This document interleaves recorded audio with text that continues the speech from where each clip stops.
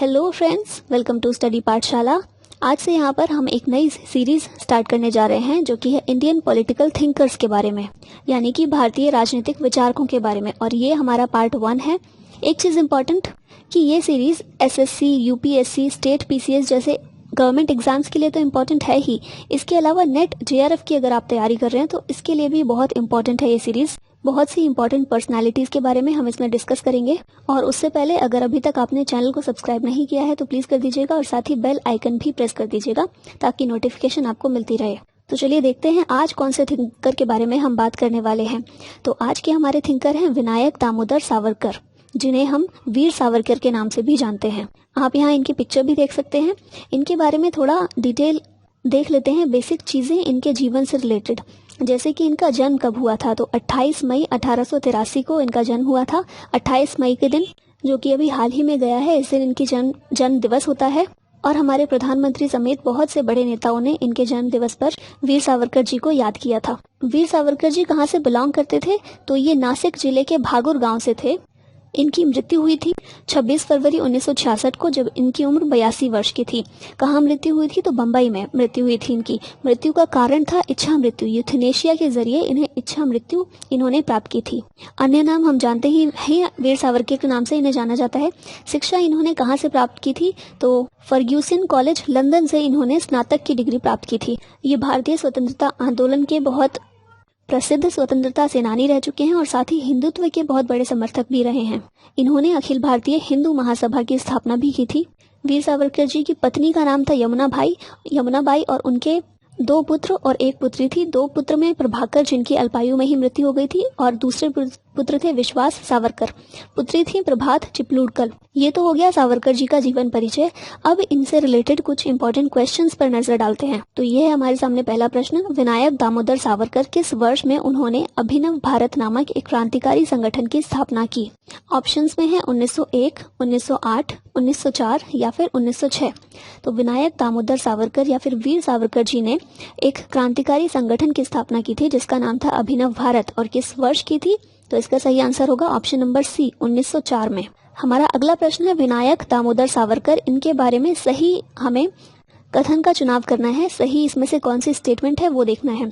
तो पहला ऑप्शन कहता है भारतीय इतिहास के प्रथम कोटि के क्रांतिकारी थे। दूसरा ऑप्शन है न्याय के लिए अहिंसा को भी उचित मानते थे। तीसरा ऑप्शन है शक्तिशाली हिंदू राष्ट्र का निर्माण करना चाहते थे। और ऑप्शन नंबर डी है उपरोक्त सभी। तो इसका सही आंसर होगा ऑप्शन नंबर डी, उपरोक्त सभी। ये भारतीय इतिहास में एक प्रमुख क्रांतिकारी थे, न्याय के लिए अहिंसा को भी उचित मानते थे और शक्तिशाली हिंदू राष्ट्र का निर्माण करना चाहते थे। हिंदू राष्ट्र का निर्माण करना चाहते थे, इसी वजह से इनकी कई बार आलोचना भी की जाती है, लेकिन हम इनकी भूमिका को कम नहीं मान सकते। तो इस तरह इसका सही आंसर होगा ऑप्शन नंबर डी। अगला प्रश्न है विनायक दामोदर सावरकर ने कब इंडिया हाउस में 1857 की क्रांति की अर्ध शताब्दी मनाने का निश्चय किया? ऑप्शंस में है 8 मई 1907, 9 मई 1907, 10 मई 1907 या फिर 11 मई 1907। तो विनायक दामोदर सावरकर जी ने इंडिया हाउस में 1857 की क्रांति की अर्ध शताब्दी मनाने का निर्णय 10 मई 1907 को लिया। तो इसका सही आंसर होगा ऑप्शन नंबर सी, 10 मई 1907। हमारा अगला प्रश्न है विनायक दामोदर सावरकर ने 1857 की क्रांति पर किसमें एक पुस्तक प्रकाशित की और इसे आजादी की पहली लड़ाई बताया? तो कौन सी भाषा में इन्होंने अपनी पुस्तक प्रकाशित की? ऑप्शन है संस्कृत में, हिंदी में, गुजराती में या फिर मराठी में। तो इसका सही आंसर होगा ऑप्शन नंबर डी, मराठी। इन्होंने मराठी में एक पुस्तक प्रकाशित की थी और इसे आजादी की पहली लड़ाई बताया था। अगला प्रश्न है विनायक दामोदर सावरकर ऐसे व्यक्ति थे जिन्होंने 1857 के गदर को गदर न कहकर भारत के प्रथम स्वतंत्रता संग्राम की संज्ञा दी। तो ये कौन से ऐसे व्यक्ति थे? प्रथम, द्वितीय, तृतीय या फिर चतुर्थ? तो याद रखिएगा, बहुत इंपॉर्टेंट क्वेश्चन बनता है। ये ऐसे प्रथम व्यक्ति थे, तो ऑप्शन ए सही है, प्रथम। ये ऐसे प्रथम व्यक्ति थे जिन्होंने 1857 के गदर को गदर न कहकर बल्कि भारत के प्रथम स्वतंत्रता संग्राम की संज्ञा दी। नेक्स्ट क्वेश्चन है विनायक दामोदर सावरकर ऐसे क्रांतिकारी लेखक थे जिनकी पुस्तक प्रकाशन से पूर्व ही ब्रिटिश सरकार द्वारा जब्त कर ली गई थी। बहुत इंपॉर्टेंट क्वेश्चन फिर से है ये। इनकी ऐसी कौन सी पुस्तक थी जो प्रकाशन से पहले ही ब्रिटिश सरकार द्वारा जब्त कर ली गई थी? ऑप्शन है हिंदू पद पादशाही 1925 में लिखी गई, माई ट्रांसपोर्टेशन फॉर लाइफ 1984 में लिखी गई, the war of Indian independent 1857 जो 1909 में लिखी गई, या फिर हिंदुत्व जो कि 1923 में लिखी गई? तो इसका सही आंसर है option number C, the war of Indian independent 1857, जो कि 1909 में इन्होंने लिखी थी। ये पुस्तक प्रकाशन से पूर्व ही ब्रिटिश सरकार द्वारा जब्त कर ली गई थी। ये पुस्तक बहुत इंपॉर्टेंट है, इसलिए इसके बारे में थोड़ा देख लेते हैं। The Indian war of independence 1857 प्रसिद्ध स्वतंत्रता सेनानी वीर सावरकर द्वारा लिखित एक पुस्तक है, जिसमें उन्होंने सनसनीखेज और खोजपूर्ण इतिहास लिखकर ब्रिटिश शासन को हिला डाला था। अधिकांश इतिहासकारों ने 1857 के प्रथम भारतीय स्वतंत्रता संग्राम को एक सिपाही विद्रोह या अधिकतम भारतीय विद्रोह कहा था।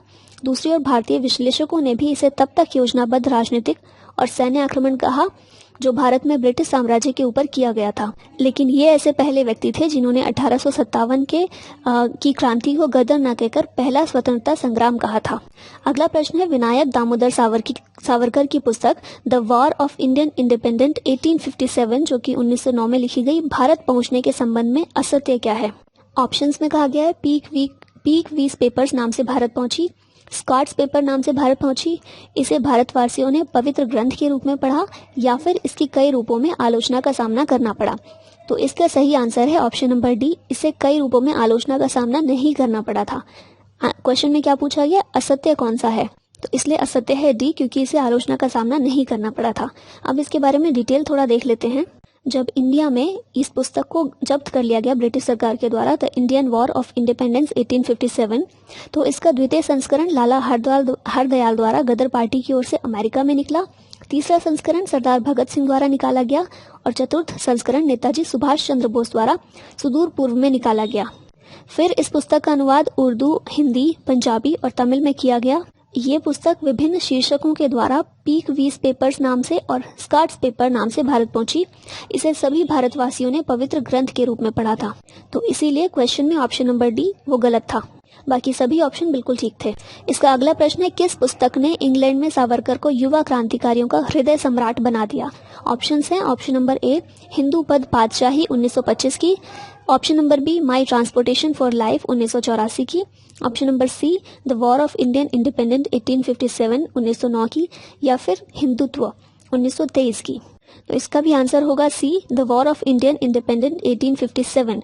ये पुस्तक ऐसी थी जिसने इंग्लैंड में सावरकर को युवा क्रांतिकारियों का हृदय सम्राट बना दिया था और सभी युवाओं ने इस पुस्तक को बहुत ज्यादा पसंद किया था। इसकी डिटेल देखें तो इस पुस्तक में सावरकर ने 1857 के सिपाही विद्रोह को ब्रिटिश सरकार के खिलाफ स्वतंत्रता की पहली लड़ाई बताया। मई 1909 में उन्होंने लंदन से बार एट लॉ वकालत की परीक्षा उत्तीर्ण की, परंतु उन्हें वहां वकालत करने की अनुमति नहीं मिली। अब हमारा अगला प्रश्न है, हिंदू राष्ट्र की राजनीतिक विचारधारा यानी कि हिंदुत्व को विकसित करने का बहुत बड़ा श्रेय सावरकर को जाता है। विनायक सावरकर ने हिंदुत्व की अवधारणा का प्रतिपादन किस वर्ष किया? ऑप्शंस है 1902 में, 1915 में, 1923 में, या फिर 1932 में। तो इसका सही आंसर होगा ऑप्शन नंबर सी, 1932 में। विनायक सावरकर ने हिंदुत्व की अवधारणा 1923 में दी थी और भारत में हिंदुत्व की धारणा को विकसित करने का बहुत बड़ा श्रेय इन्हीं को जाता है।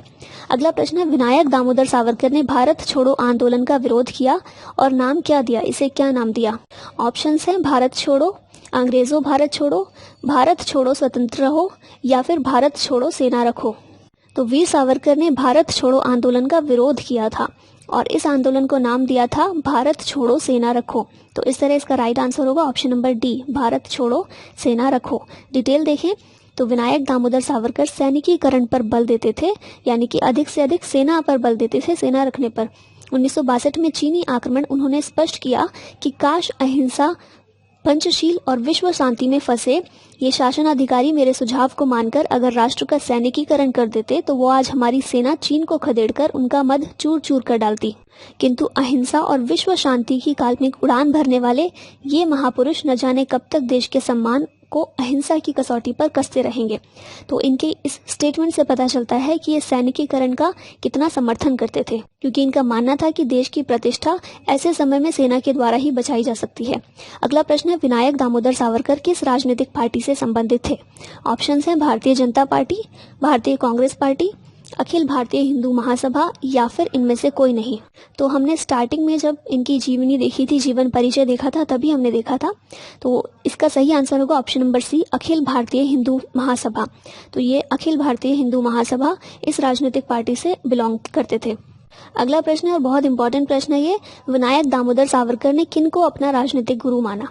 ऑप्शन हैं सुभाष चंद्र बोस को, बाल गंगाधर तिलक को, अरविंद घोष को या फिर महात्मा गांधी को। तो विनायक दामोदर सावरकर या फिर वीर सावरकर ने बाल गंगाधर तिलक को अपना राजनीतिक गुरु माना था। तो इसलिए इसका सही आंसर होगा ऑप्शन नंबर बी, बाल गंगाधर तिलक। अगला प्रश्न है, विनायक दामोदर सावरकर ने लिव इंडिया सोसाइटी की स्थापना कहाँ पर की थी? ऑप्शंस हैं बम्बई में, लंदन में, पुणे में या फिर इंग्लैंड में। तो लिव इंडिया सोसाइटी इसकी स्थापना की गई थी लंदन में। तो इसका सही आंसर है option number B, London. Next question है, वीर सावरकर अंतर्राष्ट्रीय हवाई अड्डा, जिसे सामान्यतः पोर्ट ब्लेयर विमान क्षेत्र कहते हैं, इसका नाम प्रसिद्ध स्वतंत्रता सेनानी वीर सावरकर के नाम पर रखा गया है।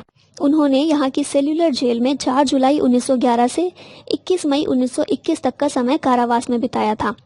इन पर काल्पनिक फिल्म काला पानी भी बनाई गई। तो किस वर्ष बनाई गई? जो वीर सावरकर जी के जीवन की एक महत्वपूर्ण घटना है कि उन्होंने जेल में 1911 से लेकर 1921 तक 10 वर्ष का समय बिताया था, कारावास में बिताया था।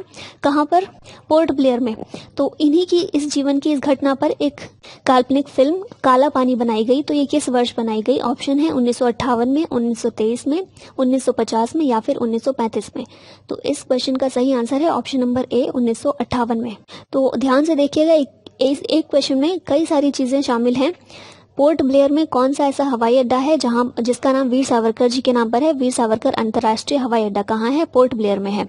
और इन्होंने 10 वर्ष जेल में कहाँ बिताए थे? पोर्ट ब्लेयर में बिताए थे। कब से कब तक? 1911 से लेकर 1921 तक। इनके ऊपर एक काल्पनिक फिल्म भी बनाई गई जिसका नाम था काला पानी, और कब बनाई गई? 1958 में। अगला प्रश्न है, विनायक दामोदर सावरकर के अनुसार हिंदुत्व के 3 लक्षण या 3 तत्व बताए गए हैं, जिनमें कौन सा शामिल है? ऑप्शन है राष्ट्र या प्रादेशिक एकता, जाति या रक्त संबंध, संस्कृति या फिर उपरोक्त सभी। तो इसका सही आंसर है उपरोक्त सभी। हिंदुत्व के 3 लक्षण या 3 तत्व बताए गए हैं उनके द्वारा।